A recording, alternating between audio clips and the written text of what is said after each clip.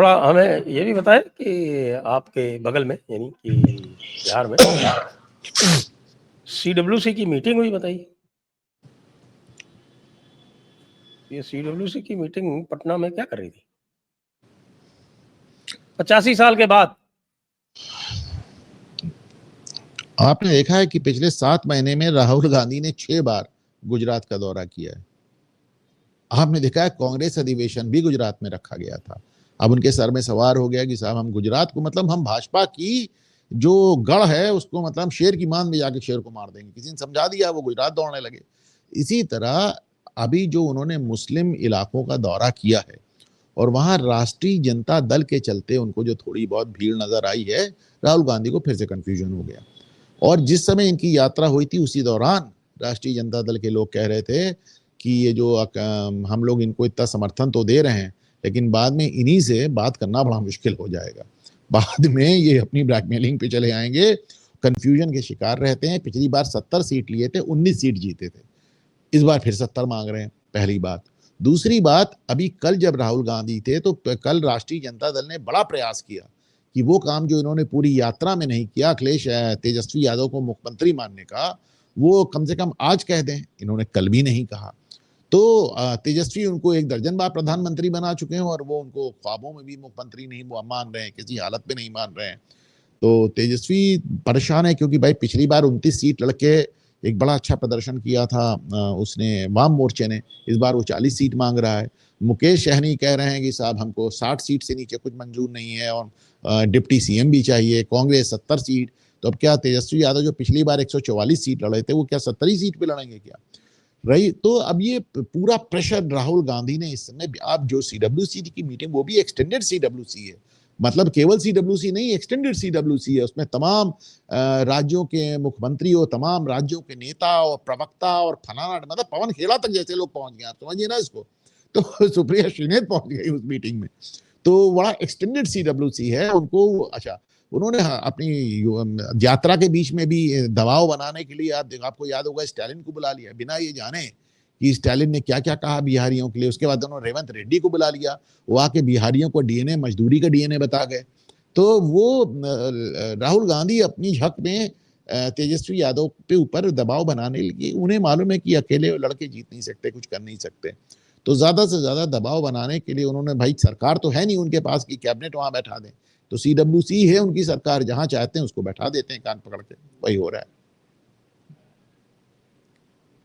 तो वो ऐसी जो यात्रा कर रहे हैं वो इस सीडब्ल्यूसी के रिएक्शन में है क्या?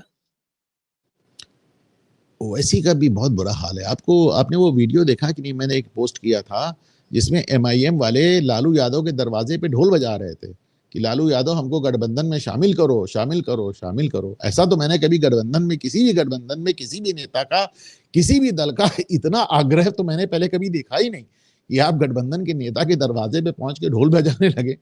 तो ओवैसी परेशान है। ओवैसी इसलिए परेशान है क्योंकि पिछली बार सीमांचल में जिस तरह के उन्होंने रिपोर्ट दिया है, वो अलग बात है कि उनके 5 में से 4 आदमियों को तेजस्वी तोड़कर ले गए, लेकिन ये सब जानते हैं कि सीमांचल में मुस्लिम जनसंख्या कितनी ज्यादा है। अगर वहां पे इस बार मुसलमानों ने उनको वोट नहीं दिया तो ओवैसी का जो वो 2 ही लोग हैं जिन्होंने अपने आप को मुसलमानों का सोल स्पोक्समैन बताया। एक बार जिन्ना ने बताया, तब ओवैसी बताते हैं। तो उनका वो सोल स्पोक्समैन की जो छवि है उस पर बट्टा लग जाएगा। ओह यस, ये तो दिक्कत है। अभी तो वो उन्होंने बड़ा ट्राई किया यहाँ उत्तर प्रदेश में भी अपने पैर जमाने का, लेकिन मामला बैठ नहीं पाया जरा सा भी। नहीं, यहाँ तो कह रहे थे, उत्तर प्रदेश में तो आए थे तो कह रहे थे, पत्रकारों से कह रहे थे कि जब मैं उत्तर प्रदेश में आता हूँ तो मुझे जैसा स्वागत मिलता है मुझे देश में कहीं नहीं मिलता। कहें, लेकिन मुझसे लोग आके कहते हैं ओवैसी भाई, हम आपके लिए अपनी जान दे सकते हैं, खून दे सकते हैं, बस वोट नहीं देंगे, क्योंकि वो वोट हम उसी को देंगे जो भाजपा को हरा सके।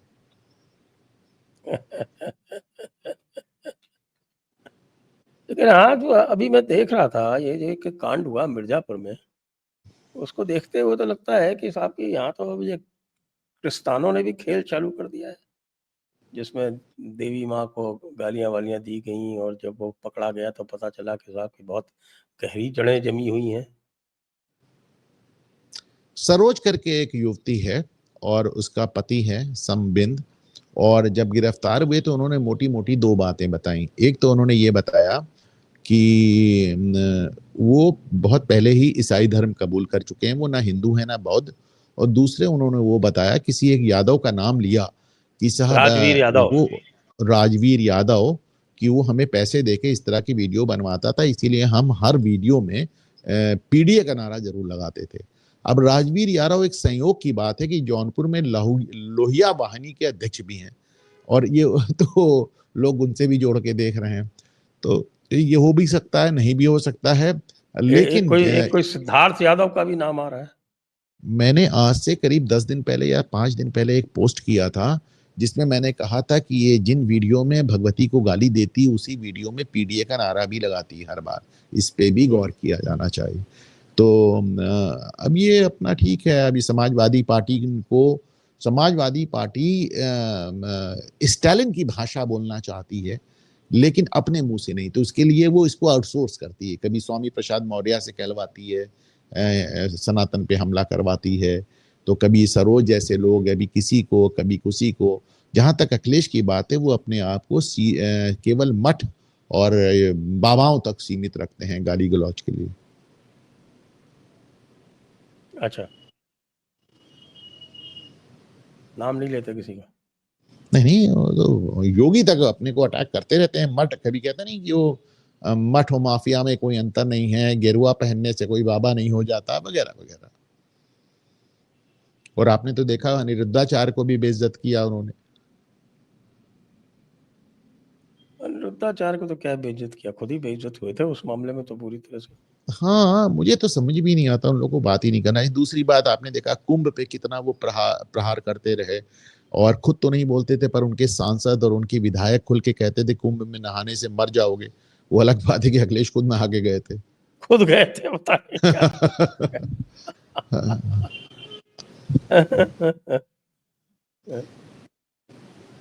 और कल जो है वो राहुल गांधी ने कोई पत्र भी जारी किया है, कोई उसमें तेजस्वी भी खड़े हुए हैं, देख रहा हूँ। एक हाथ से खड़गे उठाए हुए हैं और दो दो हाथ से ये उठाए हुए हैं। सुबेरे सीडब्ल्यूसी की बैठक थी, और शाम को ताज होटल में समाजवादी सम्मेलन हो रहा था अति पिछड़ों के लिए। ये भी मेरे बड़ी कमाल की बात है साहब। बस आप सोचें, ये लखनऊ में भी हुआ तो भी मैंने कहा था कि समाजवादी सम्मेलन होते हैं, अति पिछड़ों की बात होती है। ताज होटल, मतलब आप सोचें इस तरह के होटल्स में होता है। तो उसमें उन्होंने अपना एक लंबा चौड़ा, अच्छा वो कह रहे थे हमने ये कर दिया, हमने वो कर दिया। पता नहीं, सरकार में तो आप कभी रहे नहीं, कब आपने क्या कर दिया। लेकिन तेजस्वी कल वहां इस उम्मीद में गए थे, उन्हें लग रहा था कि फाइनली आज शायद राहुल गांधी उनको मुख्यमंत्री के तौर पर प्रोजेक्ट कर दें, पर ये नहीं हुआ। मुझे समझ में नहीं आता है, जो आदमी जो है वो पूरी तरह से एक, जिसके बिना कांग्रेस जो है एक बार लड़ी थी, 4 सीट पाई थी, वो इस तरह से अपने लिए वैलिडेशन ढूंढता फिरता है। अब लालू वाली बात नहीं है इस बेटे में। नहीं, लालू वाली बात तो बिल्कुल भी नहीं है। और जहां तक देखे ना, इस समय तेजस्वी भी चारों तरफ से घिरे हुए हैं। आपने एक चीज नोटिस किया कि जब से ये रोहिणी आचार्य वाला विवाद सामने आया है, और जब से रोहिणी यादव ने लालू यादव तक को अनफॉलो कर दिया है, मत परेशान करो भाई उसको, रहने दो, नहीं खा रहा है तो रहने दो। तो जब रहने दो बेटा, उसको जाने दो। तो मेरे कमरे में एक कुत्ता भी रहता है, आपको मालूम है। तो वो उसने भौंकना शुरू कर दिया। तो जब से रोहिणी आचार्य वाला मसला सामने आया है, तब से लालू यादव भी एकदम खामोश हैं, राबड़ी देवी भी एकदम खामोश हैं, मीसा भारती, जिनको माना जा रहा है कि रोहिणी आचार्य के गुब्बारे में हवा वही भरती रहती हैं, वो भी खामोश हैं। और तेज प्रताप तो खुलकर आरोप लगा रहे हैं। तेजस्वी यादव अपने परिवार में घिरे हुए। मैं नहीं कह रहा हूं इसका कोई बहुत नुकसान होने वाला है, मैं नहीं मानता, क्योंकि वोटर को तो जो जो तेजस्वी का वोटर है वो तेजस्वी के साथ रहेगा, उसमें कोई दिक्कत नहीं है। लेकिन हाँ, एक थोड़ा सा एक हौसला आदमी का गिरता है कि एक संजय यादव को छोड़कर बाकी पूरा खानदान इस समय तेजस्वी से कहीं ना कहीं दूरी बनाए हुए। लालू यादव खुद भी कुछ नहीं बोल रहे, एकदम खामोश हैं। और तमाम लोगों का कहना है कि लालू यादव का हाल इस समय वही है जो अपने अंतिम दिनों में मुलायम सिंह यादव का था, जिसके चलते हुए उनको शाहजहां की पदवी दी गई थी पत्रकारों द्वारा।